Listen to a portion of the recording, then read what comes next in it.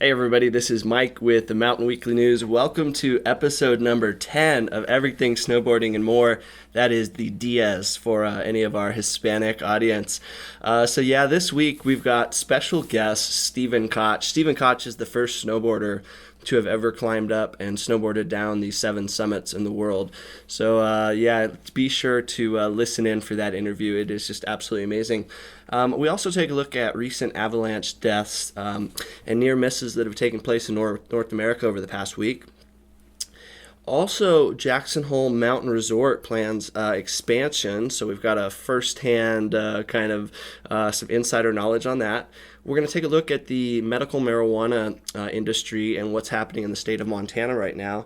And we're also going to look at the grizzly bears. Grizzly bears are being delisted by the federal government, so we'll kind of talk about the ramifications of all of that. So we've got a lot more, as well as the business side of snowboarding and all that fun stuff. So this is going to be a great episode. I'm really happy to be here. Episode number 10. I appreciate the support, and let's kick this one off with a bang. It's going to be a great one. So last Saturday, we had a snowmobiler die in the Chugach Mountains of Alaska. Unfortunately, 2 people were caught in this slide, and one snowmobiler ended up dying. The word on the street right now is that it is absolutely going off in Haines. So I'm guessing most of Alaska has a very thick snowpack right now, especially with what's been happening up in the Pacific Northwest with all that moisture. And, all that moisture is going to continue to go up north. So, lots of snow in Alaska. So anybody heading up to Alaska this April or late March, just be mindful. It's going to be a very different snowpack than you're used to, and there's definitely a lot of snow. Unfortunately, the 23rd avalanche death this winter happened on Monday. And this accident, this is kind of an interesting story. On Monday of last week, the body of 23-year-old ski instructor Carson May was found outside of the Sugar Bowl ski area boundaries. And what happened here is he actually went out of bounds about a month ago in January. And it ended up taking them 1 month to find his body, even though his cell phone, they were able to get a ping off the area where he was located. I believe that Tahoe and that area in particular has had a pretty decent snowpack this year as well. And so it looks like he went out of bounds on a snowy day and unfortunately got caught in an avalanche. And it took a month before they were able to get his body back to his family. So thoughts go out to the family of Carson May and everybody up at Sugar Bowl and all the search and rescue personnel. That couldn't have been fun to be blunt, have to pull a body out of the snow that's been there for a month. In Idaho, we had some interesting avalanche news, and this one wasn't actually an avalanche on a mountain, but you'll probably this is interesting. According to Fremont County Sheriff Lynn Humphreys, a roof avalanche collapsed near Island Park, Idaho. Now, Island Park, Idaho is between here and Bozeman, and it is a location that a lot of snowmobilers go that just has a ton of snow. So what happened was 3 children were outside playing when the roof collapsed, and the roof had so much snow on it, it actually collapsed and buried the children for 30 minutes. The children ended up being revived at the scene. They were flown out. It was a 7-year-old, 2 7-year-olds, and a 3-year-old, and they ended up being flown to a local hospital, and they survived. But it's you have to think it's not just in the mountains that this can happen. And earlier this winter, all the snow was really shedding on our roofs here in Jackson, and so I took some photos, and I said this is a great way to explain the snowpack, and you can kind of see how the snow is just holding on to the roofs, and when that snow releases, gravity's going to take over, and at that point you just don't want to be under it. I mean, you see signs in towns a lot of times in ski towns that say don't park here, roof avalanche, danger, falling snow. So it's something to be very mindful of. In Wyoming, we've got a couple of different stories about Wyoming today. The first is about Jackson Hole Mountain Resort. Jackson Hole Mountain Resort is set for an avalanche of growth. President Jerry Bland was awarded the Big Wyoming Award last week from Governor Matt Mead. And during that award speech, Jerry Bland, the president of Jackson Hole Mountain Resort, said that there's plenty of work to do at Jackson Hole Mountain Resort, and he has plans to build another 4 to 5 chairlifts. Did you just hear that? The president of Jackson Hole Mountain Resort said he has plans to build another 4 to 5 chairlifts.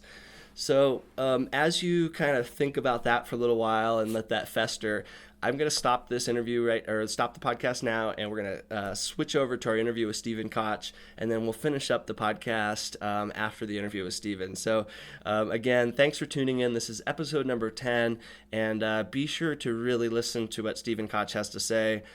This is somebody that has done things that just basically unhuman things, and he's lived to tell the tale, and we can all learn a lot from people like him. So thanks again, and be sure to enjoy the interview. Peace.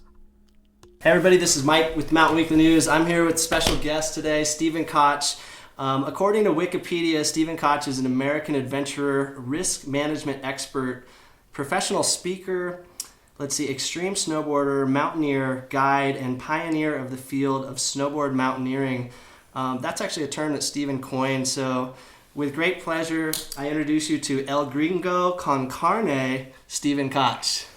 How you doing, Mike? Good, Stephen. How you been? I've been well, thanks. So where are you at these days? Are you back in Jackson? You living in California, globetrotting? Where's Stephen Koch? I am right here in Jackson. Awesome. And let's see, you came to Jackson in 1987? Yes. What brought you out here? Snowboarding the village. Snowboarding the village. Let's see, speaking of snowboarding, a lot of people know about Jeremy Jones, obviously, but you're the first guy to snowboard off the 7 summits. Tell me, to our readers, what does that mean, essentially?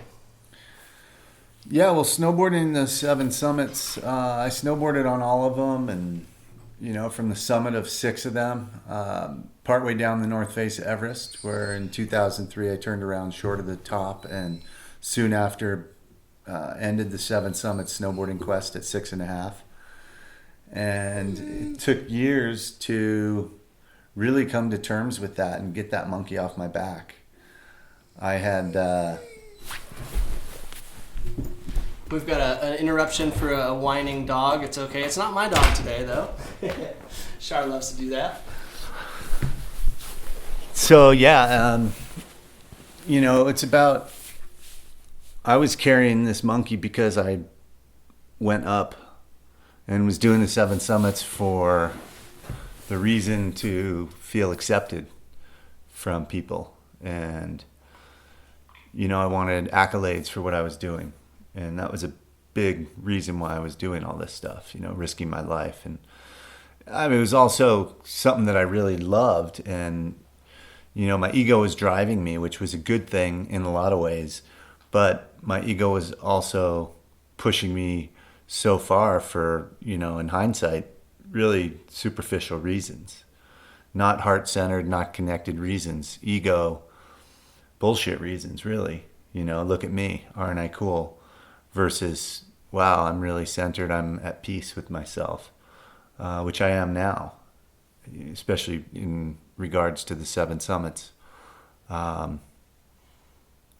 a long-winded answer to your question. That's great. And when you mentioned, your ego, I read something about, Marco Severetti, and when he had gone on Everest, I think the second time, and had actually used oxygen to go up versus your attempts, you did not use oxygen. Is that correct? And was that part of that ego thing?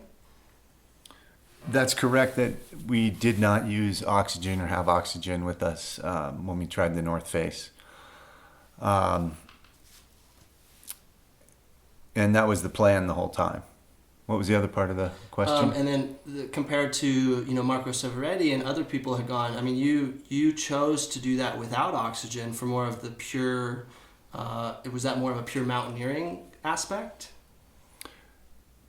Yeah, essentially, I feel using oxygen is cheating, and I didn't want to cheat myself of that experience of knowing what it would be like to be on the mountain, to be truly present on the mountain, knowing where I am, breathing the air that's available. Wow. Because most of the issues that people run into on high mountains using oxygen are when the oxygen runs out, people crumple. And that's happened numerous times. That's usually what the issue is people running out of oxygen and not knowing where they are. They're not present or connected to themselves. It's all artificial. Wow, that's absolutely heavy, Stephen. You know, and when you were 29 years old, you had an interesting experience up on Mount Owen here in the Tetons. Can you tell us a little bit about that? I mean, I know we're kind of digging deep here, but Oh yeah, I'm happy to tell you about that. You could call it interesting. That's one way to describe nearly dying in an avalanche. Yeah, I was trying to make the first snowboard descent or descent of any kind. It hadn't been skied. The Northeast Snowfields route on Mount Owen. It was the second, or Mount Owen's the second highest and most challenging of the Teton peaks. And the Northeast Snowfields, this iconic, beautiful, huge face with hanging snowfields, you know, for 5,000 feet from just under 13,000 feet down is just, it was so alluring. And, you know, at the time I was talking to TGR about filming on the mountain and doing a production with them. But then I was just like, no, I don't want to do that. It's too much effort, too many variables that are out of my control if I bring other people on. And that's something, you know, that I often did was I just went alone because it was so easy. I could just go. I was willing to take the risk of being alone. I actually liked being alone. And I liked that experience of just being one with the mountain without distraction from other people. You know, especially back then.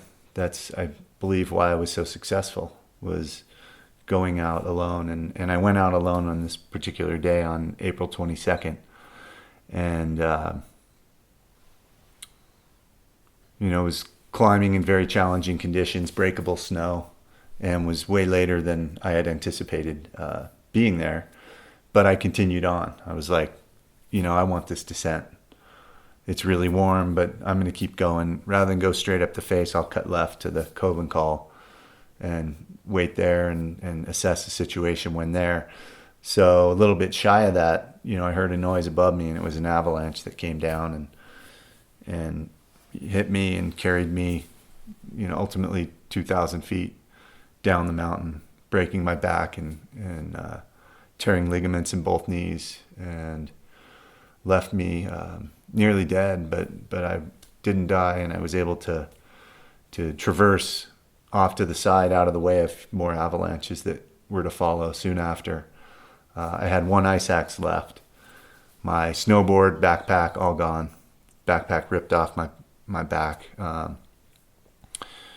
And then I worked my way down the mountain and had a long, cold night alone with no shelter, with no warm clothes, no stove, no nothing. And I ended up surviving by breathing this really fast, shallow breath, which got my blood flowing. It's called breath of fire. And that got my blood flowing through my body, and I was able to survive this super cold night. You know, it definitely froze that night. And then the next morning, helicopter came and it landed above me. I hear the footsteps get louder and louder, and I look up and see the Rangers, and I look at them, I smile. I see them smiling, and we say basically the same thing, which is, man, I'm glad to see you.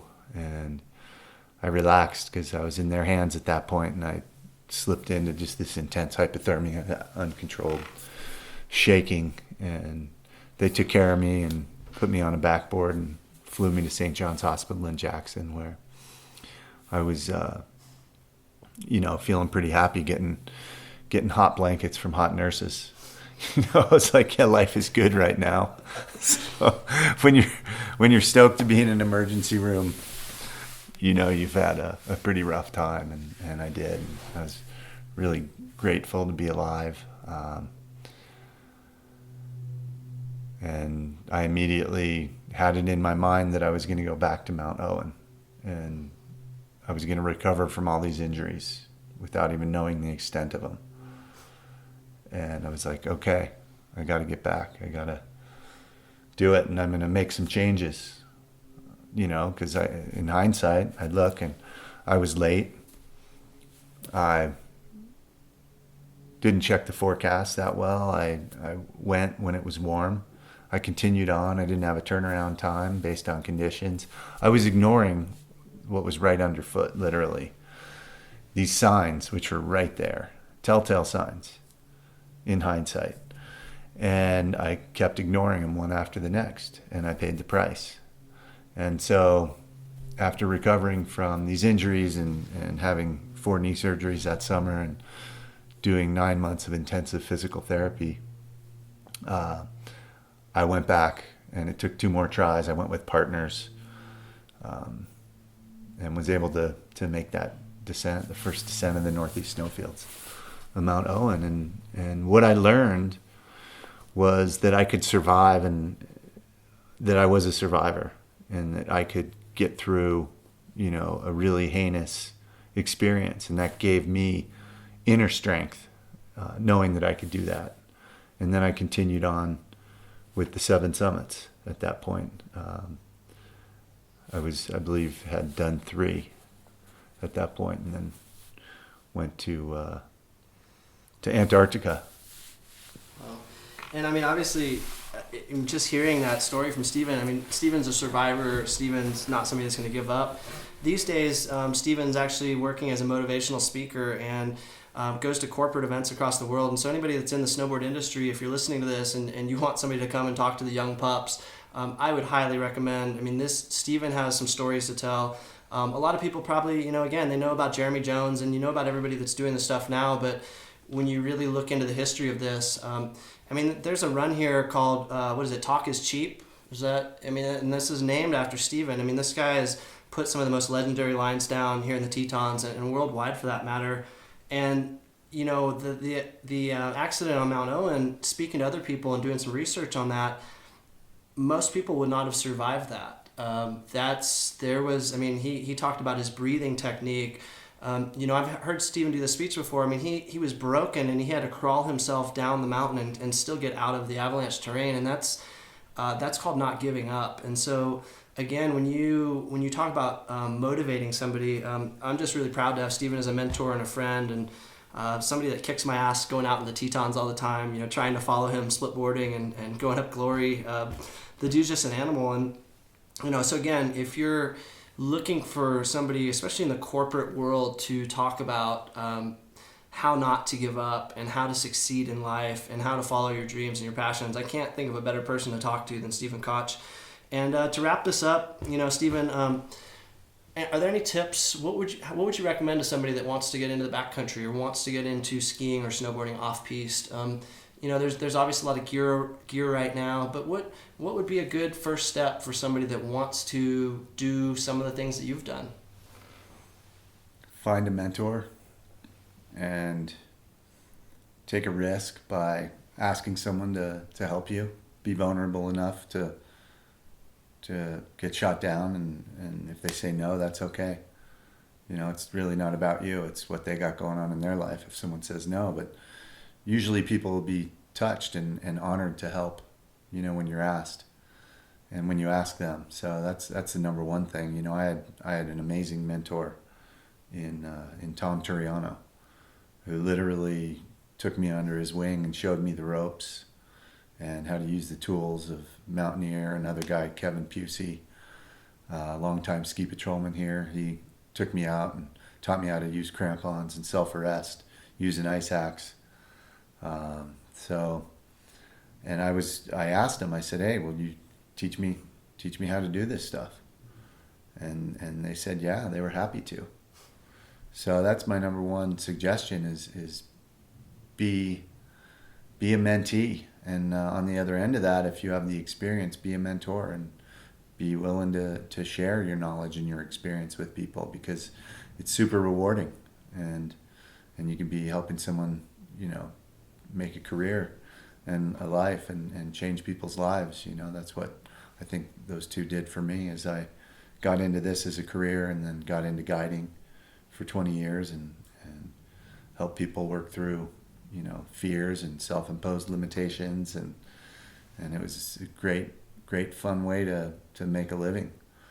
Also terrifying and brutal on the body, but everything has its cost. For sure, and now this is the second or third person that's mentioned mentors. We had Will from Spark talk about that. We had Tyler from Karakoram. We have Stephen Koch. This is I've mentioned this. Find a mentor. If you're able to mentor other people, be a mentoree. And for more information on Stephen Koch, Stephen, if somebody's interested in booking you for speaking engagement, what's the best way to get in touch with you, or just to find out what you've been doing?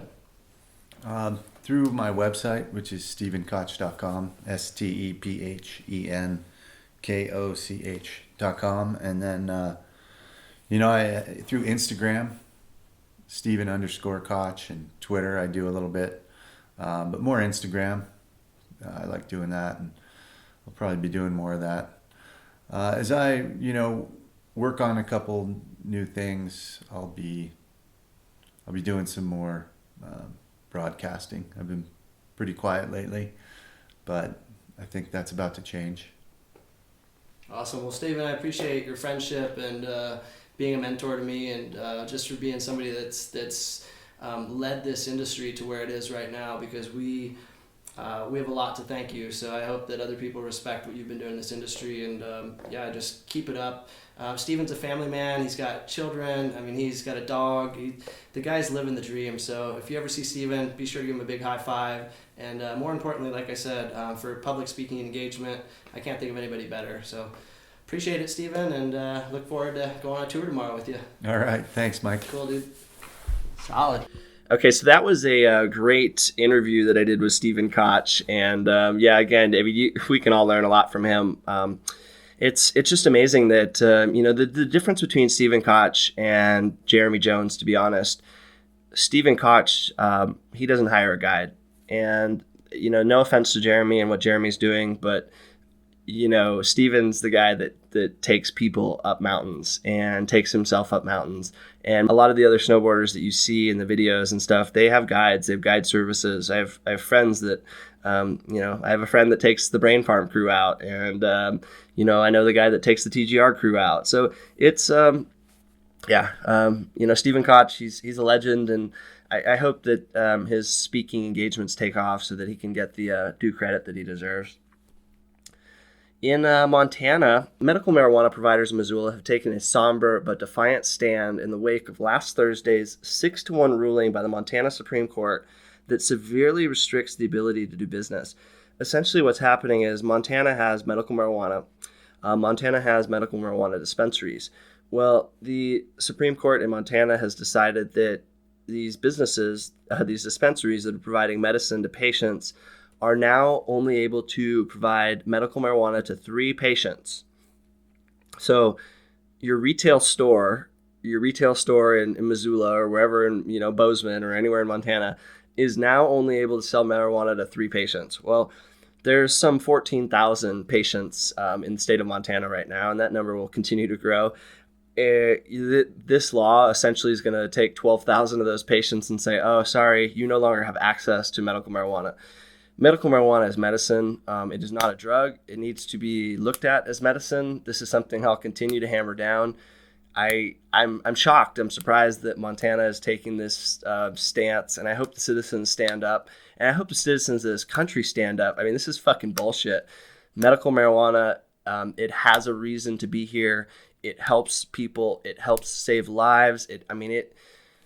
Wow. Yeah, I'm going to get fired up on that. So, it's just unfortunate that the bureaucracy of the government is trying to tell us what is good for our health and what is not. Because I'll tell you what, I know what's better for my health than anybody in Washington or anybody in freaking the Supreme Court or, I'm probably more than my doctor, to be quite honest. So speaking of the government, in Washington, the federal government thinks it's time to delist the grizzly bears from the endangered species list.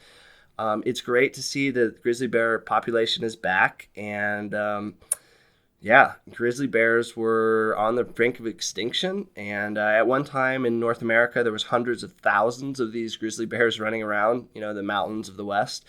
And I think now we've got about 600 or 700 of them in the national park, Yellowstone and Grand Teton Park. And I think what's happening is I don't think, essentially, they believe that number is strong enough to start to allow hunting of grizzly bears again. Now, the hunting of the grizzly bear will not happen within the national parks, but in the surrounding communities, the surrounding states, Montana, Idaho, Wyoming, North Dakota, we're now looking at potentially opening up grizzly hunts. I think if you go out and hunt a grizzly bear and something bad happens to you, karma is a bitch, and I don't think we need to be going out and messing with grizzly bears. Let them do their thing. It's kind of like the wolves that we talked about last week.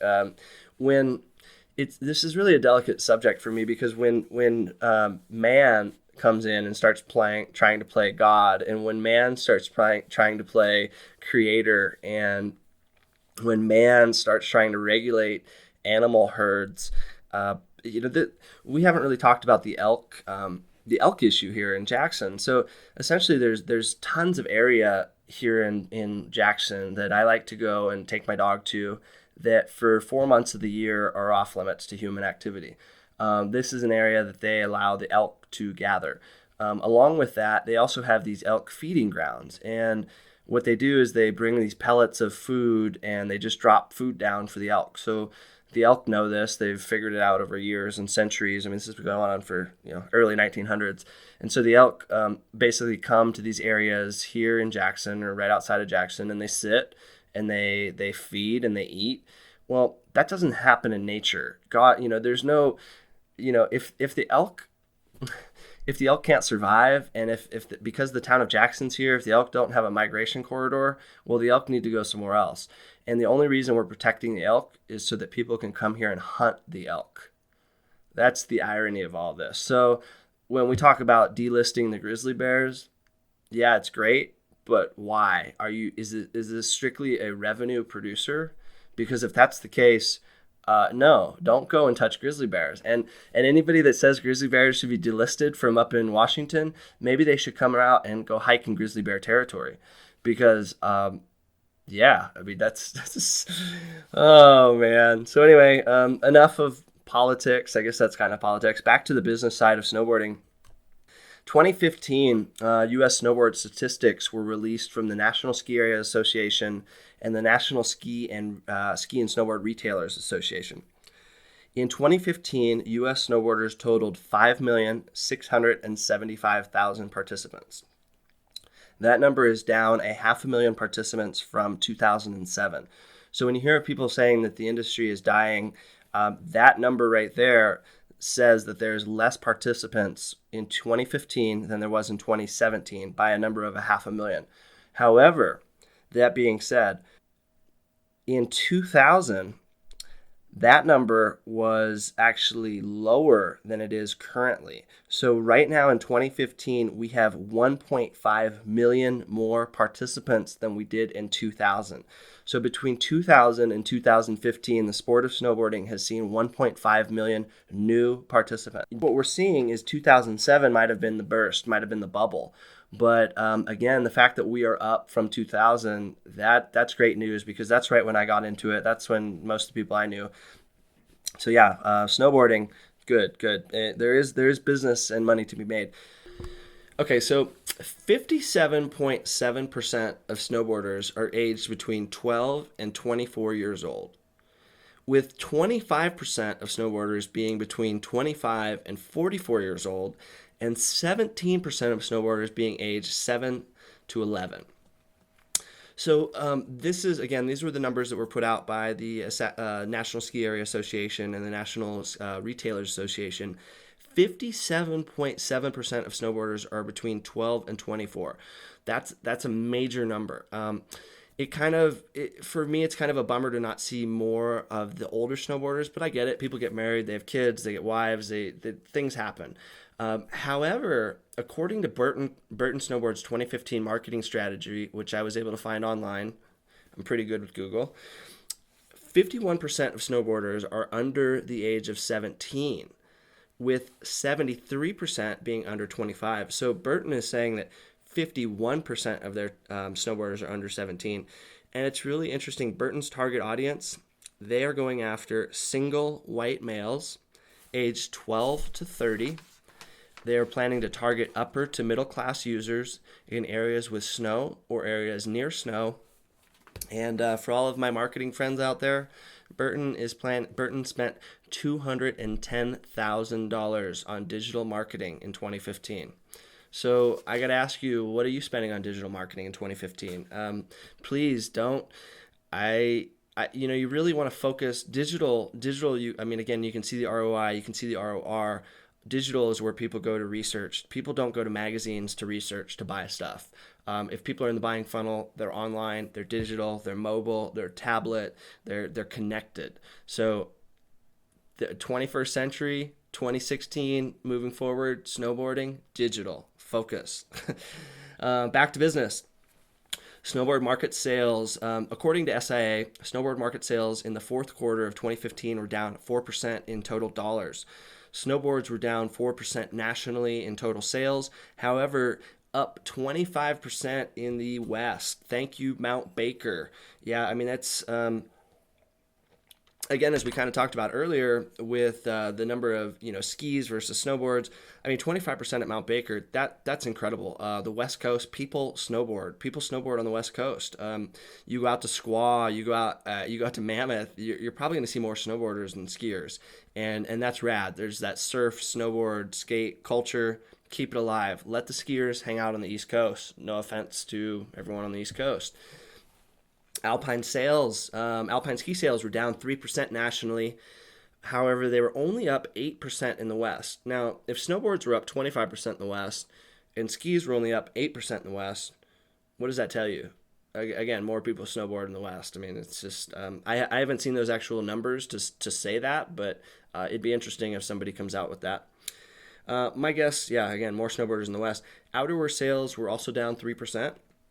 However, outerwear is accounting for 40% of total snow sports sales right now. That we talked about it last week. That's why we focus really heavily on the jacket reviews and stuff. We need to start doing snowboard pant reviews, but jackets are really important. So again, this is gonna wrap it up. This has been a really fun episode number 10. It was an absolute pleasure. I have to thank you, Stephen Koch, if you're listening. I hope you are. It was just so nice to talk to you, and I appreciate being able to have you as a friend and a mentor. And for everybody out there in the mountains and everybody in life, find a mentor, whatever you want to do in life, whether it's business. I have Marcus. Marcus is probably listening to this. Play It By Ear Productions for business. There's many mentors that people that you can. There's always going to be somebody better than you, and there's always going to be somebody smarter. And find those people out. And be a sponge and learn that information. And information is power, and especially when it comes to backcountry skiing. And the longer that you're at it, the wiser that you're going to be. It's just that's how it is. And to wrap it all up, there was a quote from Paul Petzl, a famous climber. Petzl climbing gear.